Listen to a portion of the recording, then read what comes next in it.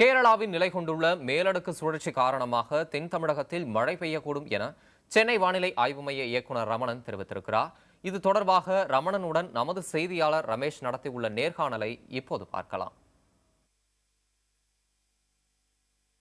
அடுத்த 24 மணி நேரத்தில் தென் தமிழகத்தின் அநேக இடங்களில் மழை பெய்ய வாய்ப்பு இருப்பதாக சென்னை வானிலை ஆய்வு மையம் தெரிவித்திருக்கிறது. இது குறித்து பேசுவதற்காக மையத்துடைய இயக்குநர் ரமணன் நம்மிடம் இருக்கிறார்.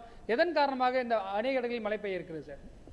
அதாவது இந்த நிகழ்வானது கேரளா மற்றும் அதை ஒட்டியுள்ள பகுதிகளில் மேலடுக்கு சுழற்சியாக நீடிக்கின்றது.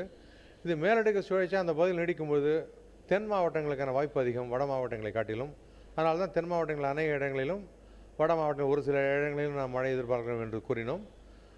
இன்று இல்லாட்டால் கண்டிப்பாக அடுத்த 40 மணி நேரம் தென் மாவட்டங்களை பொறுத்தவரையில் அநேக இடங்களில் நாம் மழை எதிர்பார்க்கலாம். நீங்கள் சொன்னீங்க வேலூர் பக்கமாக ஒரு நிகழ்வு நடந்தது என்று சொன்னீர்கள். அதன் காரணமாக ஆம்பூரில் கூட அதிகமாக மழை பெய்திருக்கு. அந்த நிகழ்வு நடந்து அதுக்கு அடுத்த நிகழ்வுகள் என்ன நடந்தது சார்? அதாவது நேற்று அந்த நிலை கொண்டிருந்த அந்த தாழ்மண்டலம் கரை கடந்தது இல்லையா, ஆழ்ந்த காற்று தாழ்மண்டலம், அது தாழ்மண்டலமாக நிலை கொண்டிருந்தது. வேலூருக்கு 60 கிலோமீட்டர் கிழக்கு தென்கிழக்கே, அது தெற்கு தென்கிழக்கே. அது மேலும் அது ஒரு 11 மணி அளவில் வலு குறைந்து ஒரு தீவிர காற்றழுத்த தாழ்வு பகுதியாக காணப்பட்டது. மேலும் வலு குறைந்து ஒரு தாழ்வு பகுதியாக மாறி இன்று காலை 8 மணி அளவில் ஒரு மேலடுக்கு சுழற்சியாக கேரளா மற்றும் அதை ஒட்டியுள்ள பகுதியில் நீடிக்கின்றது.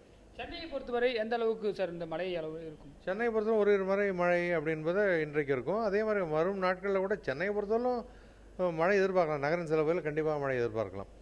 அதாவது இந்த மேலடுக்கு சுழற்சி காரணமாக எப்படியெல்லாம் மழை பெய்யும் என்பது குறித்து நம்மிடம் ரமணன் விரிவாக பேசியிருக்கிறார். புதிய தலைமுறைக்காக ஒளிப்பதிவாளர் திவ்யனுடன் ரமேஷ்.